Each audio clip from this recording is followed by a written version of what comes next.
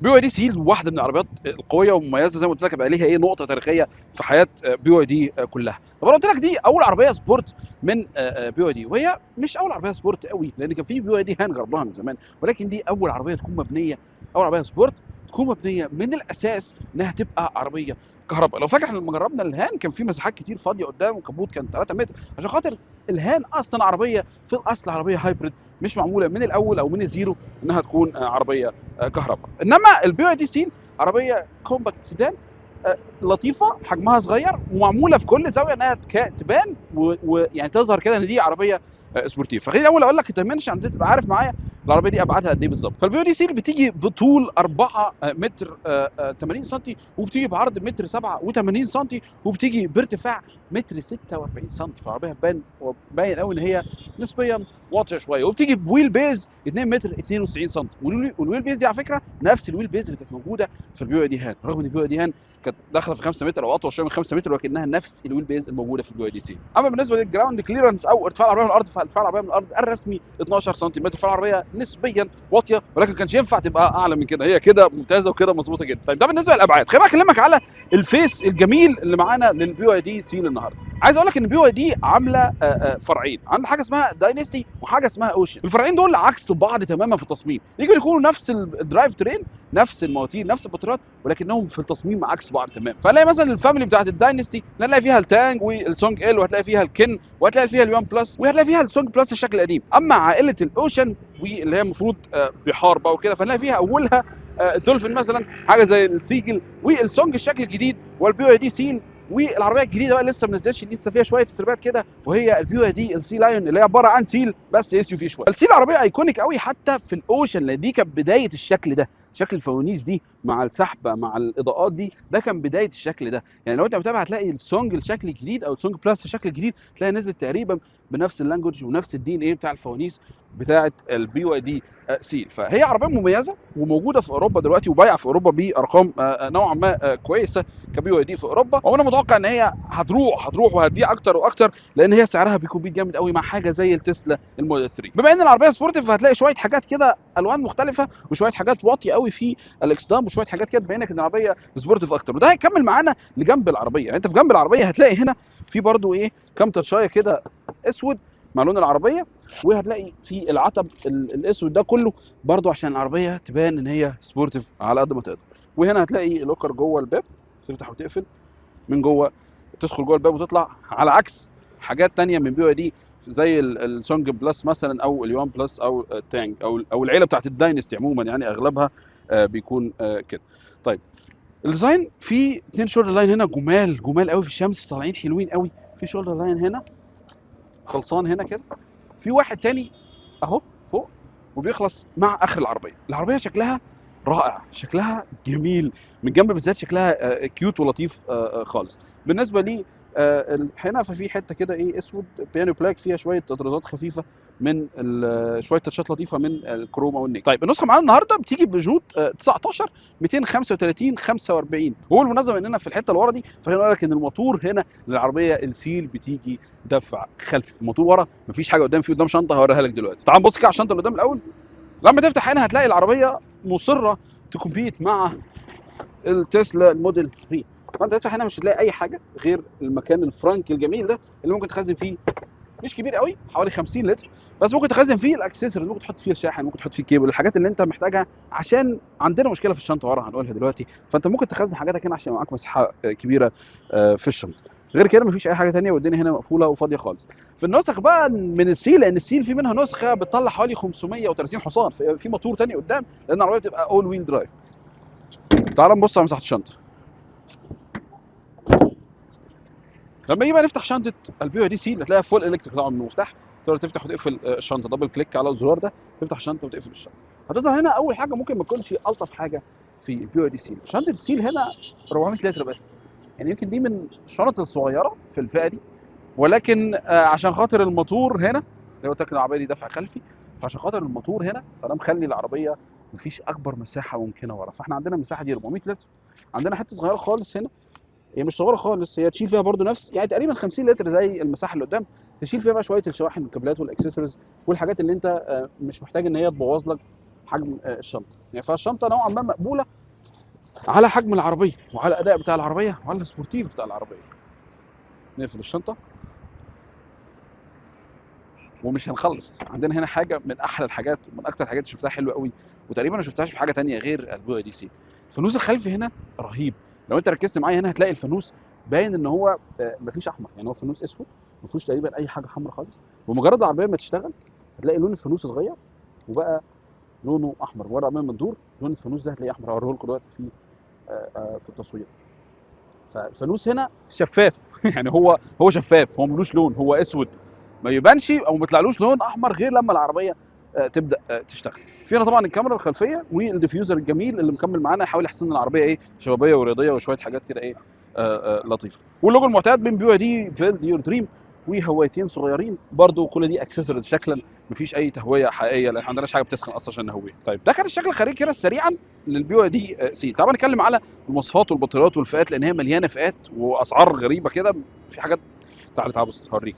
البي واي دي سيل بتيجي بخمس فئات، يعني خمس فئات مغطيين كل الاسعار تقريبا وكل الرنجات. فهتلاقي اول فئه بتمشي 500 كيلو، واخر فئه السنجل موتور اللي معانا دي بتمشي 700 كيلو. طب اختصارا الوقت انا هقول لك اهم فئتين واخر فئتين في البي واي دي سي. الفئات الباقيه هحاول اكتبها لك على الشاشه وهقول لك اهم فئتين معانا النهارده. النسخه اللي معانا النهارده هي سنجل موتور بيرفورمانس، فيها بطاريه 82 كيلو وات وموتور بيطلع دفع خلفي بيطلع 313 حصان و360 نيوتن متر ببطاريه 82 كيلو وات بتمشي 700 كيلو متر في الشحن الواحد، وقادره ان هي تتسارع من 0 ل 100 في 5.9، خلينا نقول ان هي قادره تتسارع من 0 ل 100 في 6 ثواني. النسخه اللي بعديها بقى وهي نفس السبيكس تقريبا بس هتلاقي فيه ايه موتور زياده، ودي احنا جربناها، كان معانا عربيه منها لونها اسود جربناها من فتره. العربيه دي بتطلع 530 حصان وقادره ان هي تتسارع من 0 ل 100 في 3.8 ثانيه. فيها نفس البطاريه ال 82 كيلو وات واللي قادره تمشينا حوالي 650 كيلو متر، ورينج اقل شويه عشان خاطر في برفورمانس اعلى بكتير.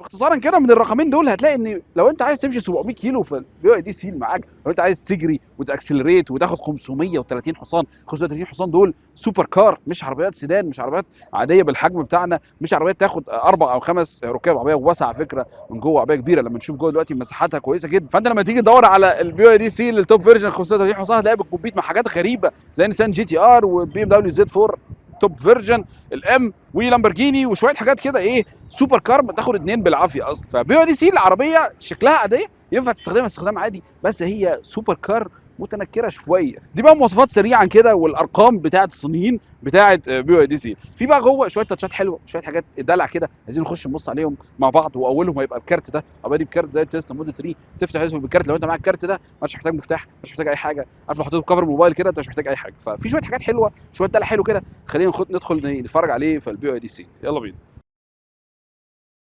الانتيريور بتاع البي واي دي سي مليان تفاصيل، يمكن مش باينه قوي دلوقتي بس بص كده هتلاقيها بانت معاك كل التفاصيل. اول انطباع هتاخده لما تركب بي واي دي سي نفس الانطباع اللي انت خدته من الشكل بره، ان دي عربيه سبورتيف جدا. القعده هنا بتقول لك يلا نجري، يعني هي عربيه شيطان، يلا نجري، يلا يلا ناكسلريت. فالقعده هنا ممتازه، يمكن دي احسن قعده في مكانها الصح قعدتها في عربيات بي واي دي كلها، في كل سلسله بي واي دي. الهان يمكن كانت اوسع شويه، اطول شويه، والكرسي كان يمكن اريح شويه كمان، بس كانت القعده قاعد في عربيه عاديه. انما هنا انا قاعد في عربيه سوبر كار، انا قاعد هنا قاعد عشان اكسلريت، عشان اسابق. اوفرول الماتيريال في عربيه زي دي مش هيبقى عليها نقاط ضعف خالص، او مش هيبقى نقاط ضعف اطلاقا. هتلاقي هنا الكنتاره في كل حته، الكنتاره جلد، بيانو بلاك، كروم، جلد. فكل الماتيريالز هنا احلى من بعضها واجمل من بعضها. السيرنج صغير قوي، يعني صغير لطيف، مسكته حلوه. الماتيريال بتاعته ما فيهاش بلاستيك خالص. يمكن الحته البلاستيك الوحيده هي هنا موجوده في الكلاكس او في الاير باج بتاعه البي دي سي. على اليمين وعلى الشمال السيرنج نفس الكنترولز. اليمين كنترولز بتاعت الميديا، شمال بتاعت اللينك اسيست والاوت كروز كنترول. العربيه طبعا فيها 360 كاميرا بالستايل المعتاد من بي دي عموما. تلاقي 360 كاميرا جايبه كل حاجه حوالين العربيه. واحده من احلى واجمل انظمه ال 360 كاميرا الموجوده في كل العربيات، يعني متفوقه على اغلب العربيات الموجوده في السوق، لو ما كانش كل العربيات الموجوده في السوق. قدامنا على طول بعد الستيرنج هنلاقي الشاشه ال 10 انش تقريبا، واللي بتظهر لنا كل الحاجات اللي احنا محتاجين نعرفها، بلس شويه حاجات بقى ليها علاقه بالادابتيف كروز كنترول، اللينك اسيست. مجرد ما انت ماشي فهي شايفه كل الطريق حواليها، وبتقول لك في 4 حارات في الطريق او في 3 حارات في الطريق، وكل حاره فيها عربيه، دي فيها موتوسيكل، دي فيها شحانه او عربيه نقل. الليميت بتاع السرعه هي بتشوفه وبتكتبه لك على الشاشه. فالعربيه سمارت وذكيه الى ابعد الحدود يعني. فوق شاشه العدادات ال 10 انش هنلاقي الهيد اب ديسبلاي، وده برضه خليني اقول لك واحد من اوضح الهيد اب ديسبلايز اللي شفتها في حياتي. يعني الكواليتي هنا نلعب بيه مع مرسيدس وبورش عادي وبي ام دبليو، ما تتكسفش يعني. لا الكواليتي بتاع الهيد اب ديسبلاي كان دايما بجرب العربيه دي بيبقى في النهار جدا وواضح جدا بطريقه رهيبه. مفيش حاجه كلير اعتقد ممكن تبقى احلى وانقى من كده. التابلو كله برده مفيش اي استرخاص خالص، مش هتلاقي اي حته فيها بلاستيك نهائي، يعني ده جلد، كله جلد في بعضه ماشي. لما تيجي انزل على شكل التابلو هتلاقي فتحات التكييف، وهنا بقى في شويه تاتشايه كده جميله ولطيفه من بي دي. يمكن انا مش من محبينها قوي او مش مشجعيها قوي، بس انا حبيتها هنا لكذا سبب. فتحات التكييف هنا بص مفيش حاجه ما تتحركش، يعني ما ينفعش تتحرك بايدك او تظبط فتحات التكييف مانوال يمين او شمال فوق وتحت، الكلام ده مش موجود خالص في البي دي سي. كل حاجه هنا من الشاشه، فانت هتسلكت فتحه التكييف اللي انت عايزها وتبدا تتحرك يمين شمال فوق تحت، تبدا تتحرك و تختار الزاويه اللي انت مرتاح فيها او الزاويه اللي انت عايزها. طب ليه انا ما بحبش كده بصراحه؟ انا عايز يكون شويه حاجات كده ايه، حاجات قديمه، ادينا حته كلاسيك كده عشان خاطر في ملل التكنولوجي ده مش عايزين ندخل فيه. بس هنا بصراحه في ميزه لطيفه عجبتني قوي في البي دي سيل في التكييف هنا بالذات. نفس الحاجه اللي مش عجباني عجبتني برده في ايه، احنا عندنا سوينج، عارف انت تكييف البيت كده مظبوطه من الريموت، تقول له سوينج روح يمين شمال او انزل فوق تحت. ده موجود في البي دي سيل. لو انت ركزت هنا على الشاشه هتلاقي الهواء، الانيميشن بتاع الهواء عمال يطلع وينزل ويروح يمين وشمال، ويعني عشان ما يبقاش الهواء طول الوقت متسلط عليك او الهواء طول الوقت مركز او باصص في حته واحده. فدي تشريح حلوه في التكييف خلتني اسامحهم، سماح مش شايلين مانوال بس حاطين لي اوبشن زياده، فقشطه انا مسامحهم في الحته بتاعه التكييف. طيب عندنا الكونسوله تحت هنلاقي 2 وايرلس تشارجر، ما عادش واحد، يعني عشان انت بتشحن واللي جنبك كمان يشحن وكل الناس ايه تتبسط. لما ترجع شويه مع شكل الكونسوله العجيب ده هتلاقي الفتيس اللي هو مش فتيس اصلا، هو سويتشايه كده صغنونه ما فيهاش اي حاجه وسهله جدا والتعامل معاها بسيط، وحاجه من احلى واسهل ما يمكن يعني. على اليمين وعلى الشمال هتلاقي شويه زراير. على اليمين هتلاقي السويتشات دي كلها اول 3 زراير بتوع التكييف، كنترول بتاع التكييف المانيوال. وهنا هتلاقي الزرار بتاع الفوليوم بيعلي ويوطي الصوت وبيقفل الشاشه كده لو عايزين يقفل خالص او مضايقان.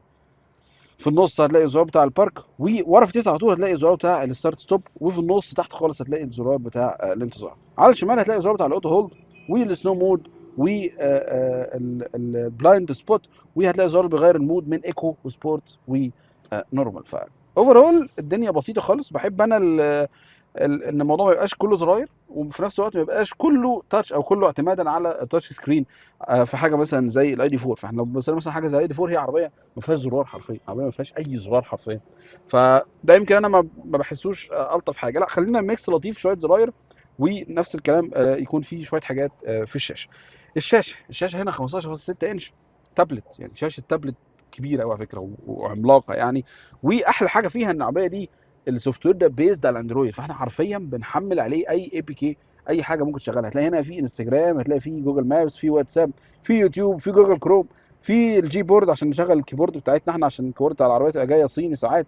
آه شاشه او تابلت اندرويد، اي حاجه هتشغلها. يعني يمكن احنا كنا بنتعذب زمان في عربيات معينه عشان نعرف نشغل جوجل مابس، يعني كان اقصى طموحاتنا ان احنا نشغل جوجل مابس على عربيه كهرباء. دلوقتي احنا عندنا السكرين بنداونلود جوجل مابس تشتغل زي اي جهاز في الدنيا. بلس بقى الحركه اللطيفه واللي زهقنا كلام عليها من زمان، من 2019، الروتيشن بتاع الشاشه، واللي بيخلي الشاشه تعرف تستعملها في الوضع الفيرتيكال او الهوريزونتال حسب ما انت حابب ستايل او شكل العربيه حابب يبقى عامل ازاي. هتلاقي العربيه شغاله معاك. في كام تاتشات برضو زياده بقى، دي حاجات زياده لو قلت ده كله يمكن موجود في اغلب عربيات بي واي دي، مع طبعا الماتيريال دي مش موجوده في كل عربيات بي واي دي، ولكن في شويه حاجات غريبه. فتلاقي هنا في كاميرا هنا في النص، يعني ممكن نشغلها لك من هنا دلوقتي. هتلاقي في كاميرا في النص جايبه كل الناس الراكبين في العربيه. بلس في حاجه تانية مهمه قوي حلوه قوي، وهي السنسور ده والاي ار اللي هنا على الشمال. طيب ده وظيفته ايه؟ ده وظيفته انت لو سايق العربيه، انا كنت سايق العربيه من شويه وبصيت في التليفون او بصيت في التليفون فتره اوفر شويه، لقيته بينبهني هنا بيطلع لي الارم وبيدي فايبريشن على السيرنج، اللي هو خلي بالك انت سايق، بطل لعب وركز في اسواق. او بيقول لي خد بريك، صوره قهوه كده بقول لك خد البريك بتاعك عشان انت مش مصحصح، انت مودك مش حلو، فانت خد البريك. فده برضو سنسور او تاتشايه لطيفه من بي واي دي. طيب بالنسبه لمساحات التخزين، فتلاقي في مساحه تخزين هنا، هي الوصول ليها مش اسهل حاجه وبرضه، بس هي تعتبر واسعه وكبيره. هنلاقي طبعا التايب سي عندنا وشويه البورتات العاديه الموجوده في اي عربيه في الدنيا. هنلاقي هنا الكاب هولدر، في عندنا 2 كاب هولدر وفيهم تاتشات لطيفه بقى. كاب هولدر لو انت مثلا معاك كوبايه صغيره تحطها، معاك حاجه طويله هتلاقي كاب هولدر نفسه بينزل لتحت عشان يحتوي كل الحاجه اللي معاك. تفاصيل الصينيين لطيفه قوي. هنفتح هنا زي اي عربيه، مفيش اي حاجه مختلفه خالص غير البتاع ده، المايك احنا جربناه قبل كده.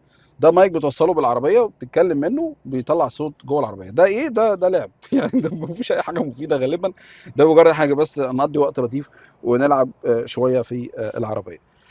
اخر حاجه وهي القعده زي ما قلت لك سبورتيف، الكراسي لطيفه خالص، فيها هيتنج، فيها فنتليشن، في بص كل اللي نفسك فيه في الكرسي هنا موجود. يعني احنا ممكن نشغل الفنتليشن هنا تهويه دي الكراسي اللي قدام عشان خاطر تبقى قاعد مستريح، والجو يبقى في الحر تبقى تشغل كده وترطب على نفسك شويه، وفي الشتاء هتشغل الهيتنج وهتتدفى في الاوقات الشتاء اللي احنا داخلين عليها دي، وربنا يستر. طيب البانوراما هنا مختلفه شويه. هنا البانوراما مفيش اصلا كفر، يعني مش هنعرف نقفل على دي. احنا بس العربيه دي احنا كنا شاريين حاجتين كده او زي ستارتين بيركبوا، ولكن هي اصل العربيه كلها مفتوحه منها للسما كده زي ما انت شايف. طيب ده ليه؟ يمكن عشان خاطر يبين العربيه اوسع شويه، بلس ان لو كان في كفر او في رول اب كان هيبقى عندنا مشكله ورا في المساحات اللي ورا، لان العربيه زي ما قلت لك معموله سبورتيف قوي، في السقف واطي قوي، العربيه كوبيه قوي، فانت ورا كان هيبقى عندك مشكله هحكي لك عليها لما نرجع ورا. اوفرول احنا خلصنا قدام. تعال بقى نبص على المساحات الخلفيه للبي واي دي سي. يلا بينا. البي واي دي سي من ورا واسعه، تاخد 3 اشخاص مرتاحه. يعني مساحات الليج روم هنا كويسه خالص. بص في هنا مسافه كبيره، وتحت ما عندكش طبعا فتيس، فالدنيا كلها هنا الدنيا فلات خالص. بصراحه شكل الكرسي ده من ورا حتى حلو، يعني هو حلو من قدام ومن ورا حتى شكله لطيف. يعني القعده حلوه وكله جلد في جلد، ما فيهوش غير الحته دي حتى بيانو بلاك شكله لطيف. في مساحات التخزين هنا حتى متقسمه، هتلاقيها 3 مساحات متقسمه. ده العربيه اصلها كده، ده مش كفر، ده مش حاجه اضافيه، هي متقسمه 3 مساحات تخزين. طيب لو عندي تعليق سلبي واحد هيبقى ده، العربيه سقفها نوعا ما واطي شويه، ويمكن يعني هو كده دلوقتي بيني وبين، يعني بين راسي وبين انا طولي 182 سم تقريبا، وبين راسي وبين السقف حوالي صباع او صباع ونص، حاجه بسيطه خالص بيني وبين السقف. وده يمكن سبب ان ما بقاش فيه هنا ستاره او فيه هنا حاجه تقفل عشان خاطر الشمس، يعني مش في حاجه هنا تقفل عشان خاطر لو في حاجه هيبقى السقف ده هنضطر ينزل تحت شويه، ولو نزل 2 سم انا مش عارف اركب العربيه. فهو كده يا دوبك مظبوط. ولكن زي ما بقول لك ده بيستبدل بحاجه شبه الستاره كده، اتطلبت مع العربيه وجبناها مع العربيه، بتركب هنا عشان خاطر برضو لو حابب تقفل الازاز. هو عامه مش مزعج، هو اصلا ميت واخد كذا حاجه عزل، فهو اصلا مش مزعج، وفي نفس الوقت مش مدخل اي حراره خالص للعربيه. ف اوفرول شكله اصلا لطيف، عارف الحته الواحده دي كده تك مره واحده شكلها حلو قوي. فيمكن ده هيبقى الحاجه الوحيده السلبيه اللي انا شايفها في البي اي دي سي. كان ممكن تبقى اوسع شويه، ولكن احنا ممكن نضحي بالحته دي عشان تبقى العربيه من بره شكلها كوبيه وشكلها لطيف، وتبقى مأديه غرض السبورت اللي هي جايه عشان تقضيه. طيب هنلاقي هنا على اليمين في الهاند ريست، وفي 2 كاب هولدر عاديين ما فيهمش اي حاجه مختلفه ولا اي حاجه غريبه. طيب ورا ما كانش فيه اي تنازل في الخامات، يعني خامات ورا هي نفس الخامات اللي قدام. الكراسي مريحه جدا، كراسي لطيفه جدا والقعده حلوه جدا. الابواب نفس القصه، نفس الجلود، نفس كل حاجه. غالبا بنشوف في اغلب العربيات ان حصل فيه داون جريد ورا يكون حصل داون جريد بلاستيك اكتر مثلا، في حاجات مش احسن حاجه ورا، لكن هنا تلاقي كل حاجه زي الباب اللي قدام بالظبط، نفس الماتيريال، نفس توزيع الماتيريال، نفس كل حاجه. طبعا في فتحات تكييف خلفيه، هتلاقي فيه تحتيها مساحه تخزين بسيطه كده تحط فيها حاجه، وهتلاقي تحت خالص فيه حاجه لطيفه قوي. هتلاقي هنا بورتين، شحن واحد تايب سي وواحد عادي، وهتلاقي مخرج كهرباء بيطلع 220 فولت. فانت هنا ممكن حرفيا تشغل اي حاجه تشغلها في البيت، اي جهاز بتشغله في البيت تنفع تشغله ورا هنا في البي واي دي سيل.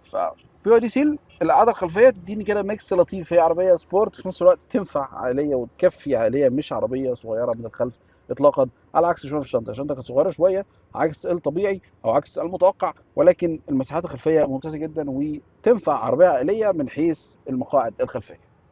فانت لو قاعد ورا هتلاقي البانوراما دي منوره عليك كل حاجه، ولو بالليل فهتلاقي برضو ايه الليد تاتش ده شغال معاك عشان خاطر ينور لك الدنيا. فانت لو قاعد ورا في البي دي سيل فانت تقريبا مش محتاج حاجه، يعني القعده لطيفه، المساحات مقبوله، كل حاجه ورا هتبقى مظبوطه. خلي بالك الفيو من هنا حلو، المنظر من هنا، الشاشه، الشكل بتاع الفتيس او السويتش هنا مع الشاشه، الشكل من هنا والمنظر من هنا لطيف. فبس كده دي كانت المقاعد الخلفيه للبي اي دي سي. طبعا هنعمل درايف تيست، وانا هموت وانا درايف تيست امبارح بصراحه، انا عايز درايف تيست، مش مهم كل اللي قلنا ده، عايزين درايف تيست وانا اكسلريت ونشوف الاقي العربيه على الارض عامل ازاي. يلا بينا. مع الوهله الاولى لحركه البي واي دي سيل هتلاقي الموضوع فيه سبورتيف زي ما قلنا في الشكل باين، وموجود حتى في الشكل الانتيريور، وده طالب باين قوي في الاداء. العربيه سبورتيف زياده عن اللزوم، يعني في حاجات عماله تجري واحنا بندوس كل ما ندوس اكسلريت في حاجات بتزحف معانا في العربيه، اي حاجه معانا في العربيه بتتحرك من مكانها. فالاكسلريشن هنا جميل قوي، على الرغم دي نسخه 313 حصان بس، مش دي 530 فظيعه. فالنسخه دي المفروض بيجيب معانا اكسلريشن من 0 ل 100 في 5.9 ثانيه، يعني تقريبا 6 ثواني. فهنعمل اكسلريشن واطلع لكم نتيجه الاكسلريشن دلوقتي على الشاشه.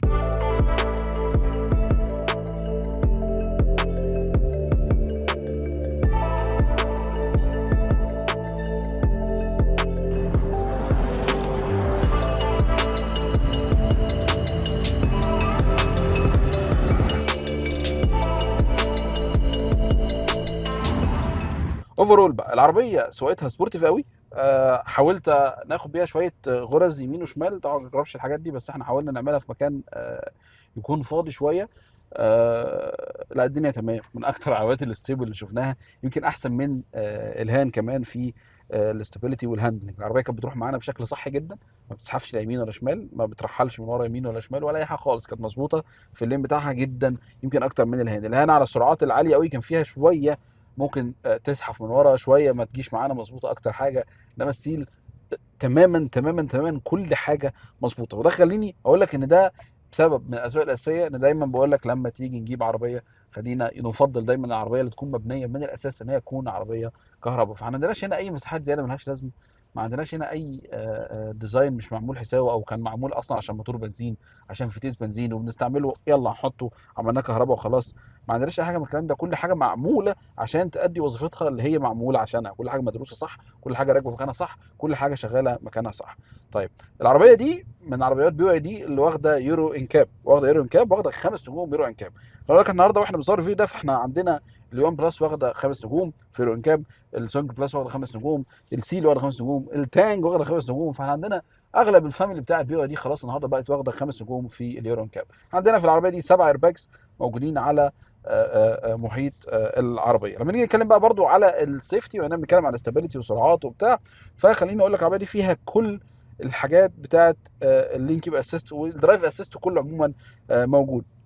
فيها ادابتيف كروز كنترول، لينك يبقى اسيست، ايمرجنسي بريك، كل الحاجات دي موجوده في العربيه. بلس بقى الحاجات الطبيعيه خالص والبديهيات اللي ما بقناش بنتكلم عنها، الاي بي اس، اي بي دي، اي اس بي، كل الحاجات الجميله م 3 حروف دي هتلاقيها موجوده في البي واي دي السيل.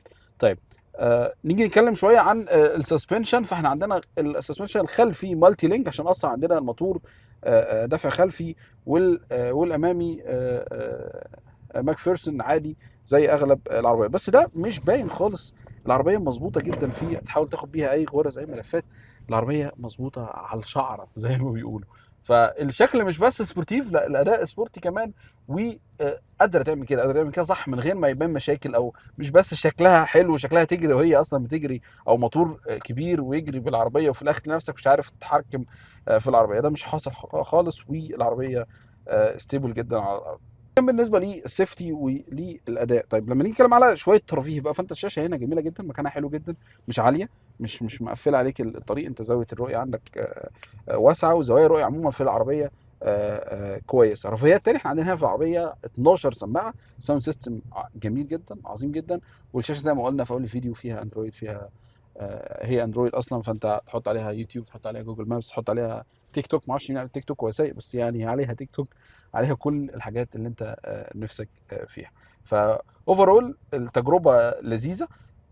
يمكن العربيه دي تبقى احسن من الهان شويه، ان هي واخده اتجاه واضح وصريح ان انا عربيه سبورت، انا عربيه رياضيه، اداء رياضي، الاكسلريشن رياضي، حتى السسبنشن سيستم رياضي ومختلف وانشف شويه من البي واي دي هان. فدي اوضح شويه في اتجاهاتها من البي واي دي هان. الهان كانت شويه لاكجري اكتر، عربيه اكبر شويه، واخده وضعيه ان انا عربيه فخمه، انا حد، انا شيك، انا راجل شيك، مش بتاع جري. يعني ما تعوز مني جري هجري معاك عادي، بس ما تستناش مني التوب بتاع الجري، عشان انا مش جاهز 100% للقصه دي. على عكس البي واي دي سيل اللي هي معموله اصلا عشان تجري. بقول لك زاويه العربيه من كل حته وانت سايق، انت هي تحس انها معموله عشان تجري، انت عايز تجري، يعني انت عايز تجري بالعربيه بمجرد ما تركبها على طول. فبي واي دي سيل عربيه لطيفه جميله، سبورتيف شويه، هتبقى مناسبه لاي حد هيتقبل حجم الشنطه 400 لتر. يمكن ده كان الحاجه الوحيده اللي هي الرقم الوحيد اللي هي قليله فيه شويه، غير كده ارقامها كلها بسم الله ما شاء الله معديه، مواتير وبطاريات ورينج 700 كيلو وكل الحاجات دي فيها مظبوطه جدا يعني. طيب بالنسبه بقى للنقطه الاخيره والنقطه الاهم، الاسعار. فالبي واي دي سي زي ما قلنا 5 فئات. يعني بص، عشان تعرف الاسعار بالظبط ممكن تتصل على الرقم اللي ظهر قدامك على الشاشه دلوقتي، هتعرف اخر ابديت بالاسعار. بس النهارده مثلا خلينا نتكلم انه تقريبا سعر البيز اللي هي اقل رينج حوالي 35 36 الف دولار، لحد ما نوصل لحوالي 47 48 الف دولار الى اعلى فئه موجوده في البي واي دي سي. فالاسعار هتلاقيها على evzo.com، ده ويب سايت هتلاقي عليه كل الاسعار وابديت الاسعار بتاع العربيات الكهرباء. وممكن تكلم الهوت لاين هيساعدك انك تختار عربيتك، وهيساعدك توصل لاقل سعر موجود في مصر. وبس كده، ده كان ريفيو سريع بسيط كده. اتمنى يكون الفيديو كان خفيف كده وفي شويه معلومات لطيفه عن البي او دي سي. السلام عليكم.